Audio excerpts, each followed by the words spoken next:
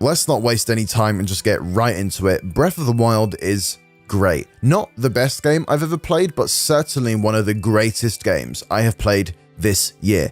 If you hang around my streams or even my Discord server, then you might have seen me once say that I've never completed a Zelda title before. And the same still holds true for this game since I haven't actually completed it yet, but it's not that I don't want to finish it. It's just for the first time ever when playing a Zelda title or even any other open world game, I feel like I've been given a true adventure to play through. This adventure won't be completed in a short amount of time. This game is humongous and there's challenge to be found along the way with a few laughs too and all this other fantastic stuff.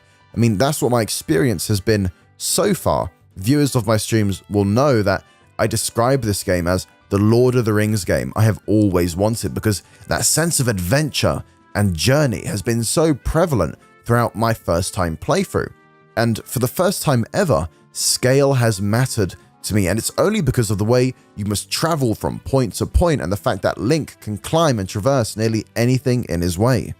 Traveling and learning the land are two key components, in my mind, to creating a true sense of adventure. And I know I keep saying that word, but to me it holds true when playing Breath of the Wild. It's one big, fantastic adventure. Though I gotta be honest here, I couldn't give a crap about the main story. To me, it's about the smaller stories and characters I encounter along the way, what stories can be found through the environment I traverse through, and so on. That, or I'm just terrible at paying attention, and that's most likely the correct case here. Overall, I would describe this game as liberating. I believe that's the best way to describe it, and if you couple that with the Nintendo Switch's portability factor, then it's mind-blowing because Nintendo have been able to, in my eyes, reinvent their franchise and breathe new life into what was the stagnant and boring open world genre of games, and it's been like that for a while now, to be honest. Even after 20, 40, or 100 hours into this game, you'll still be learning something new as Breath of the Wild encourages and rewards smart and intuitive players. I don't really know what else to say other than this game is stupidly fun and I'm very much happy that I've been able to experience it this year. Moving on. The next game on this list is a little indie title that I discovered on Steam, and it's called Detention.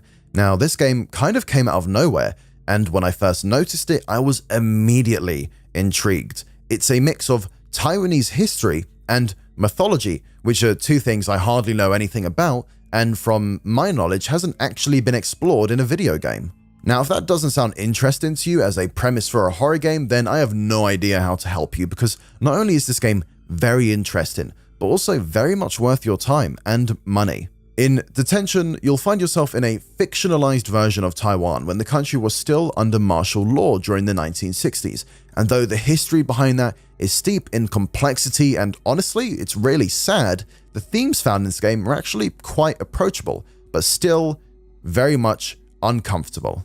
Though when you're actually playing the game, you'll be controlling two characters, from what I remember anyways, in a high school setting that's actually quite creepy and is located between the remote mountains, so it's actually very visually pleasing, to be honest. Though, unfortunately for you, if you do decide to play it, there are quite a few ghostly, supernatural entities you're going to have to deal with the use of stealth and a few more things thrown in too.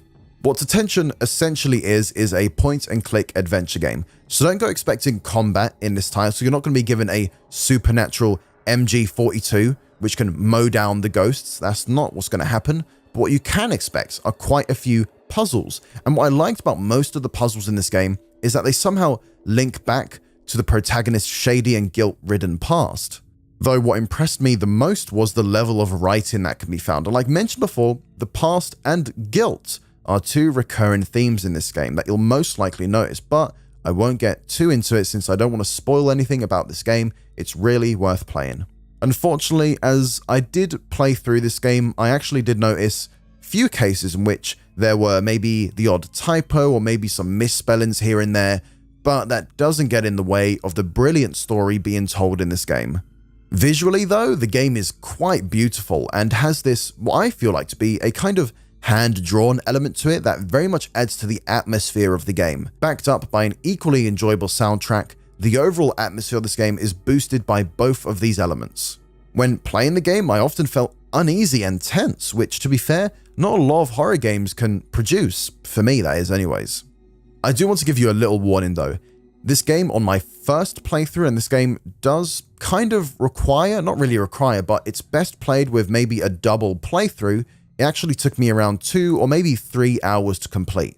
But Detention is a cheap game and actually has, like I said before, a couple of endings to offer. Well, rather, it's best played with multiple playthroughs, that kind of deal. So, if you can, please support Red Candle Games, who are the developers, and purchase this game if you love anything to do with horror.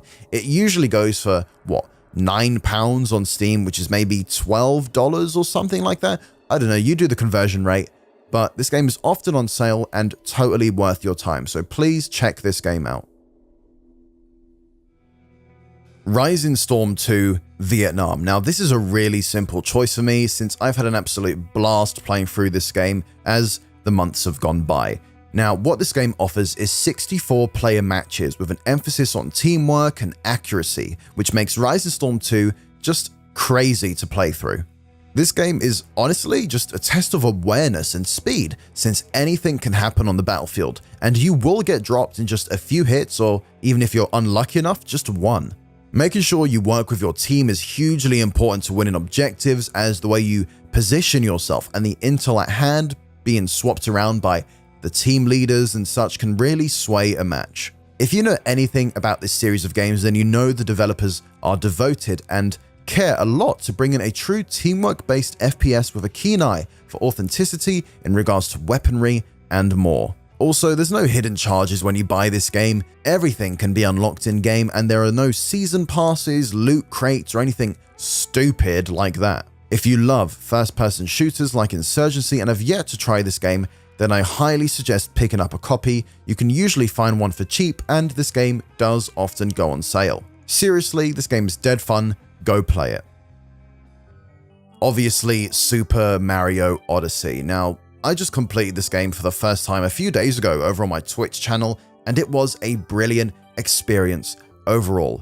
Dense is not often a word I'd use to describe a video game, but it certainly describes Odyssey in the kindest way possible, as there is so much content to experience, and near enough all of it is wonderful to play through.